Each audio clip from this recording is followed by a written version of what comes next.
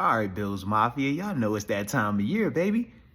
We got to rank these players, man. You know, ESPN, PFF, everybody has some type of list that is coming out, man. But ESPN, they did just release their newest top 10 linebacker rankings, man. Off-ball guys. And shout out to Jeremy Filer. But the way they compiled the list was through executives, scouts, players, and coaches. So I usually like this list a lot more than PFF and some of the other ones that don't always include the football guys, as I like to call them, right? But this list is interesting, to say the least, man. Very interesting, man. All right, so with that being the case, man, y'all hit that like button on the front end, and don't forget to subscribe and peep the hoodie, man. One time for Miss Patty Thomas. Y'all know what it is, man. All right.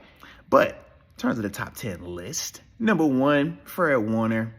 I ain't surprised by that, man. Fred Nice does it all, right? To me, he is the standard, prototypical off-ball, could run, cover, all that stuff, right? So I got him at 1. I ain't tripping on that. Then they got Roquan Smith at 2. Still not tripping, man. I could definitely understand that. At 3, formerly of the Mafia, talking Tremaine Edmonds, baby. He's at 3. Then at number 4, they got our guy. Our guy. Shout out to Matt Milano at number 4. Then at number 5, they went Devin White with the Bucks. 6, Demario Davis. At 7, Shaquille Leonard. Shout out to Shaq Leonard. Then at number 8, Nick Bolton with the Chiefs. At 9, we know this guy, C.J. Mosley with them Jets, a.k.a. them Bums. And then at number 10, Dre Greenlaw. I like him a lot also, man, with the Niners. So that was the top 10. Couple of guys they included in terms of honorable mention: Patrick Queen, Bobby Wagner, Levante David, Logan Wilson with the Bengals. So some guys that we're familiar with, right?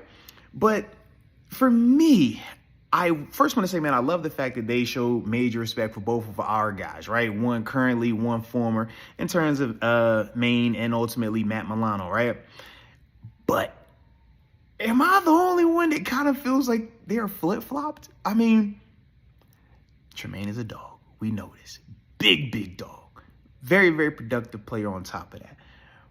But if we're basing this off of, last season or just their seasons put together collectively, Matt has been a baller.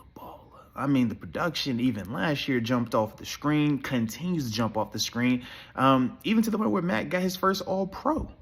I mean, we know that, right? So I was a little bit surprised with that one, man, but I do feel like this is part of that recency element of it. And what do I mean by that? Tremaine did just sign the biggest, most money for an off-ball linebacker contract. So when you sign one of them deals, I get it. But other than that, I'm like, man, I personally got Matt ahead of Tremaine personally, man. Yes, Tremaine got the size, but to me, Matt does it all. In terms of the coverage, the man-to-man, the zone, the creating turnovers, the big plays. I mean, just across the board, I love his game. But I was a little bit surprised by that, though, man. But as a whole, though, I do like the fact they had both of our guys, though, in that top 5. Major respect. But you guys let me know your thoughts on the list, the top 10, where Matt was and where Tremaine was, man. If you think that's too high for both of those dudes or too low. But either way, you guys let me know, man. But, I always appreciate y'all for tapping in. And until next time, baby, peace.